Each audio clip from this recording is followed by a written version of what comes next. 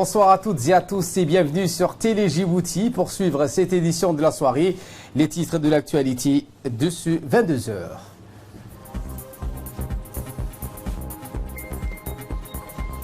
Cérémonie de lancement du programme Résilience des communautés par le ministère des Affaires sociales et des Solidarités. Ce matin à l'UNFD et dans l'actualité internationale, Joe Biden veut réunir les familles des migrants séparés par l'ancienne administration, celle de l'ancien président Donald Trump.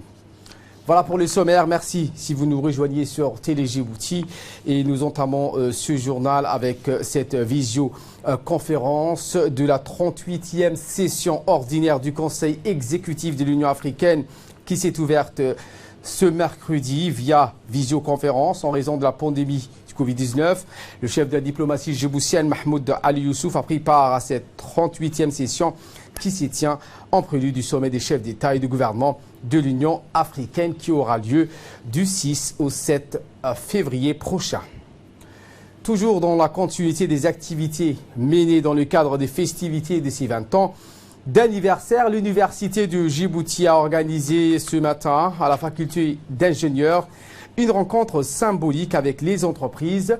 S'inscrivant dans la continuité des activités, l'U2, en organisant un tel événement, a fait preuve de sa volonté à recourir à une approche partenariale avec le secteur public-privé afin d'asseoir notamment les jalons d'une bonne gouvernance publique et d'une culture de la gestion des deniers publics axés sur les résultats et basés également sur l'évaluation des besoins, l'analyse des performances. Il s'agit à travers cette initiative de promouvoir des partenaires publics-privés dans le domaine de l'enseignement supérieur, de la recherche scientifique qui revêt une importance capitale dans la politique du ministère de l'enseignement supérieur et de la recherche. La politique qui vise également à raffermir les liens entre le monde académique et le monde de l'entreprise, à créer les conditions idoines. Avoir une meilleure chance d'une insertion professionnelle. Ça, c'est le premier point. Un point qui est très important aussi aujourd'hui, c'est l'entrepreneuriat des jeunes. L'université fait des efforts, mais nous avons besoin aussi de l'aide des entreprises, de leur expertise, de leurs conseils pour mieux préparer assurément nos étudiants et vos futurs employés ou partenaires. Développer une réflexion collective et concertée autour des différentes possibilités d'application et de développement des partenariats publics-privés dans le domaine de l'enseignement supérieur et de la recherche et de l'innovation. C'est ce qu'a précisé le ministre de l'Enseignement supérieur et de la Recherche, Nabil Mohamed Ahmed. Je voudrais vraiment remercier les gens d'avoir pris de leur temps, les uns et les autres, un temps, je sais combien important, de venir aujourd'hui participer à votre expérience avec nos étudiants. Je ne sais pas si nous sommes les clients ou si vous êtes nos clients, dans la mesure où on prépare souvent les étudiants pour un travail. Ce que nous pouvons donner comme instruction, comme éducation et aux formations à nos étudiants est ce qui est demandé par les entreprises. Et on ne peut résoudre ce conflit, je dirais, que si les entrepreneurs ne prennent pas également part des entreprises. Et on ne peut arriver qu'à améliorer nos compétences que s'il y a ce win-win entre nous. Nous avons également, en si peu de temps, et grâce à la vision du président de la République, construit des infrastructures. À l'intérieur de ces infrastructures, même si elles sont belles, nous voulons des gens qui soient capables de prendre le défi à venir. C'est maintenant de passer à un autre cap. C'est de se dire que peut produire cette université. Mais elle ne peut produire qu'à travers ses professeurs et ses étudiants. Donc les efforts qui sont faits au niveau des différentes facultés, et nous ne voulons exclure aucune faculté, parce que chaque faculté a son rôle à jouer. Alors il y a un élément important qui rentre aujourd'hui, bien sûr, et dans toutes les entreprises, c'est les facteurs numériques. Donc aussi bien au niveau de la faculté d'ingénieurs que des différentes facultés, avec le président de l'université, nous sommes en train de conduire un très grand projet pour un centre qui soit dédié aux structures du numérique. Et encore une fois, les gens qui sont dans les études de lettres ne sont pas exclus. des compétences requises. Et Inch'Allah, il verra le jour dans les 2 années qui viennent. Mais ce Zénith, nous souhaitons que les entreprises, que les banques nous formulent ce dont elles ont besoin. Et aujourd'hui, nos étudiants sont capables de répondre à vos besoins. Et nous veillerons à leur donner tous les moyens pour qu'ils soient capables de répondre à vos besoins et que nous puissions travailler ensemble. L'avenir, c'est nos jeunes. Je vous le disais en titre, construire la résilience de notre communauté. Tel a été le slogan de la Semaine nationale de l'action sociale 2021 qui s'est voulu une opportunité pour jeter plus de lumière sur le développement et l'inclusion socio-économique des ressources humaines.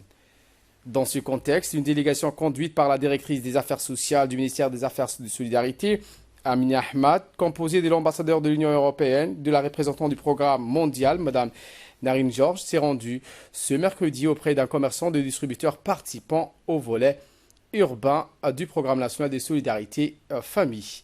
La délégation a pu être témoin d'achat de bénéficiaires de la carte SCOP du programme national de solidarité. S'en est suivi une visite au sein du guichet social du ministère des Affaires sociales et des Solidarités situé au sein du siège de l'Union nationale des femmes djiboutiennes. Cette délégation a pu apprécier les nombreux projets réalisés par le ministère des Affaires sociales et des Solidarités à travers une exposition de tableaux concernant divers programmes exécutés, mettant en avant les dernières données extraites du système du registre. Et bien, dans un discours prononcé à cette occasion, l'ambassadeur français a rappelé la stratégie visée par le gouvernement dans le cadre du programme Résilience communautaire.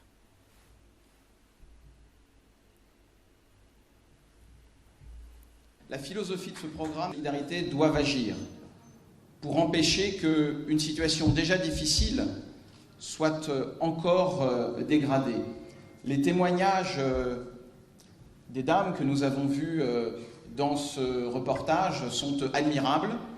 Ils donnent du baume au cœur et ils voient qu'ensemble, nous pouvons faire la différence. Il y a 2 termes qui me semblent absolument essentiels dans ce programme. C'est à la fois la résilience, c'est-à-dire cette capacité à dépasser des moments difficiles. Et Dieu sait que 2020, avec la Covid, avec les inondations, ont été difficiles pour ce pays. Mais c'est aussi l'autonomisation. Eh bien, la représentante du PAMA Djibouti ainsi que l'ambassadeur de l'Union européenne ont tour à tour félicité et encouragé les actions menées par le ministère des Affaires sociales et de Solidarité dans le cadre de la résilience des femmes issues des ménages vulnérables. Écoutons leurs propos. Je tiens à féliciter Madame la ministre, ainsi le ministère d'avoir organisé ces 2 semaines de l'action sociale à travers tous les pays qui mettent Haïti en lumière les progrès obtenus en matière de protection sociale au bénéfice des populations les plus vulnérables à Djibouti.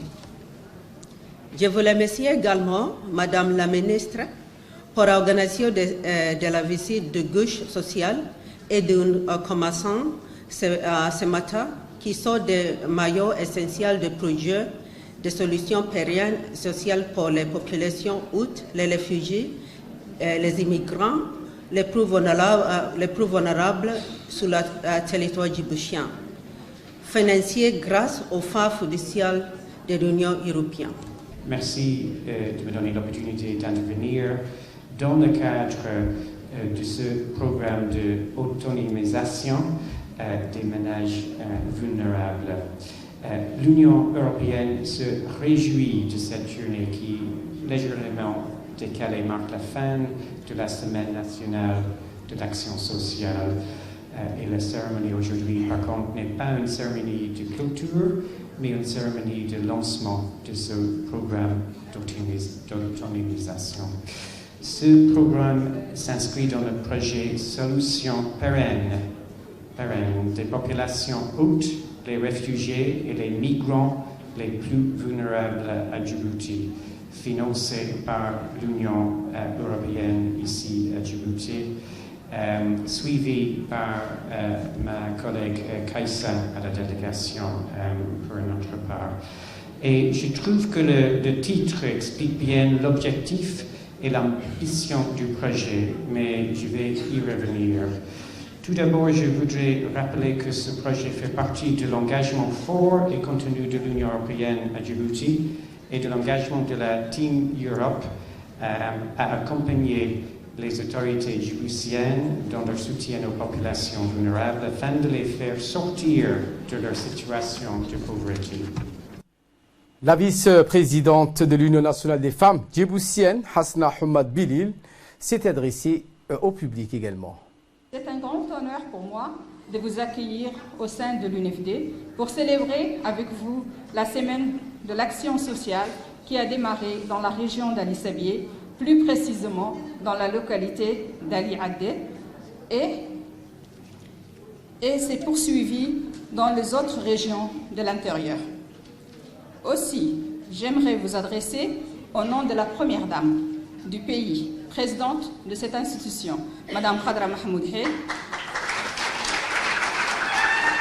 et en mon nom propre, à l'occasion de cette nouvelle année, une très bonne et heureuse année, qu'elle soit source de bonheur, de santé et de prospérité.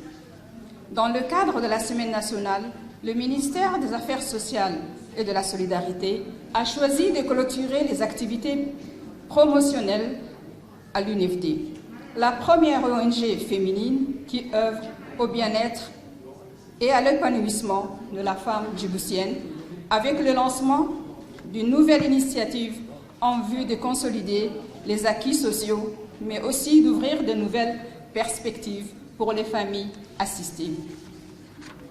Mesdames et messieurs, l'UNFD restera toujours engagée à œuvrer aux côtés du ministère des Affaires sociales et de la Solidarité pour soutenir les familles en difficulté, surtout pour promouvoir la femme, pour qu'elle soit actrice de son propre destin dans les dimensions culturelles, économiques et sociales.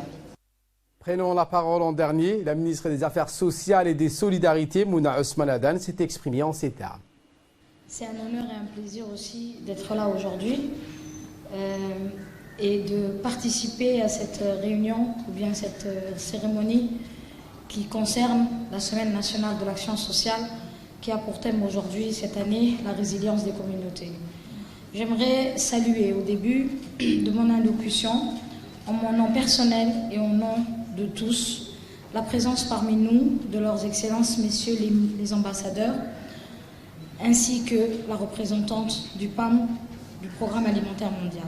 En vous souhaitant la bienvenue parmi nous, permettez-moi de vous dire, mesdames et messieurs, combien je me réjouis de poursuivre et d'intensifier nos efforts et notre coopération avec l'Union européenne, la France et le PAM, partenaires, dont la contribution à nos programmes a été souvent rapide et probante.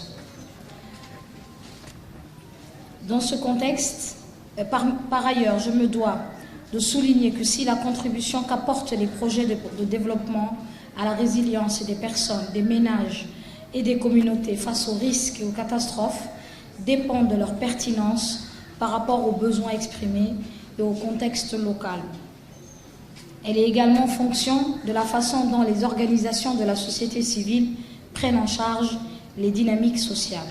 Dans ce contexte, nous avons trouvé en l'UNFD et sa présidente, Madame la Première Dame de Djibouti, Madame Khadra Mahmoud Hay,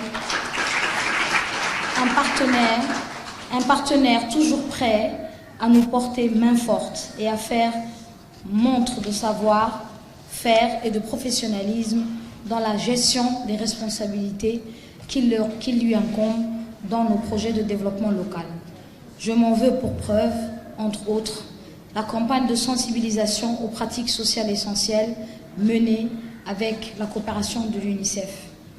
Aussi, c'est en considération de l'apport de l'UNFD à la mobilisation du capital social, dont en particulier les femmes, que nous lançons aujourd'hui ici ce programme pour une population résiliente. Mesdames et messieurs, la réduction des risques et le renforcement de la résilience sont cruciaux pour promouvoir un développement durable.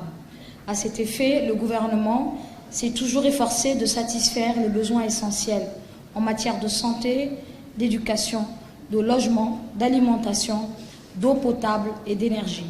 Mais force est de constater que le déroulement normal de ces efforts a été entravé par une série de catastrophes dans un intervalle de temps très court. En effet, la population djiboutienne a dû faire face aux conséquences douloureuses du cyclone Sagar en mars 2019, des inondations en novembre 2020 et l'invasion des criquets pèlerins et bien évidemment la pandémie du Covid-19 à partir du mois de mars 2020. Les résultats sont aujourd'hui évidents. Ils auraient pu être très graves si nous n'avions pas pu actionner les mécanismes d'alerte et de riposte mis en place. Cela nous a permis d'intervenir à chaque fois avec célérité en actionnant les leviers de ciblage des populations impactées, le registre national, le registre social national et le ciblage communautaire, en activant les réseaux des travailleurs sociaux, que je félicite au passage, pour les interventions de proximité et en mettant à contribution notre programme phare du transfert monétaire des familles. Eh bien, cette journée d'aujourd'hui s'est clôturée avec une visite de la délégation au CEPEC. La délégation a pu être témoin du processus d'achat des bénéficiaires de la carte SCOP du programme national de solidarité famille projet mené conjointement avec le ministère des Affaires sociales et des Solidarités et le programme alimentaire mondial financé sur le fonds fiduciaire européen.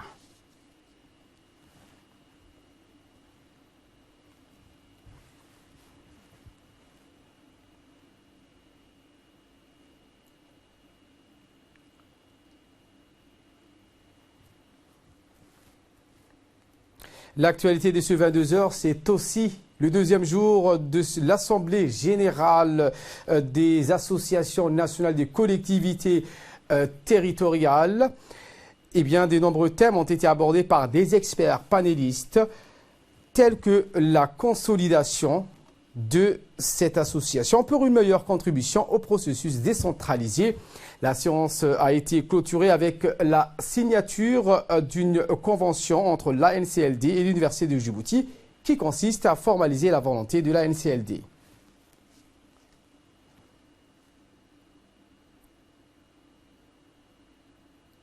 Je vous emmène à Alisabié où le conseil régional de la ville Assajoug, en partenariat avec la préfecture de la région, le secrétariat d'État à la jeunesse et au sport, la fédération djiboutienne de pétanque a lancé ce week-end la 5e édition du trophée nommé House d'Amer et cyclisme. Au total, une trentaine d'équipes se sont inscrites au tournoi House d'Amer dans 14 équipes d'Alisabié, 18 venues des différentes communes de la capitale. Et pour la première fois cette année, une équipe de l'Éthiopie venant également de la ville de Dire Dawa a participé à ce tournoi régional.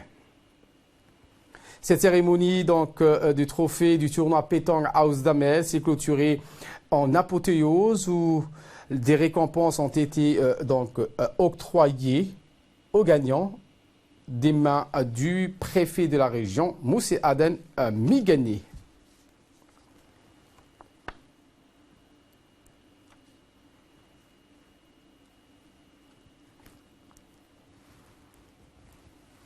Et de là, nous passons en nouvelles du monde. Joe Biden veut réunir les familles des migrants séparées par l'administration Trump. Le président américain continue de détricoter la politique de son prédécesseur. Hier, il a signé 3 décrets présidentiels sur l'immigration. Il s'agit, a-t-il déclaré, de rétablir la réputation d'accueil des États-Unis. Joe Biden bat des records avec le nombre de décrets qu'il a signés depuis son entrée en fonction. Voilà pour l'essentiel de ce 22h. Merci à vous de nous avoir suivis et très bon suivi des programmes sur Télé Djibouti.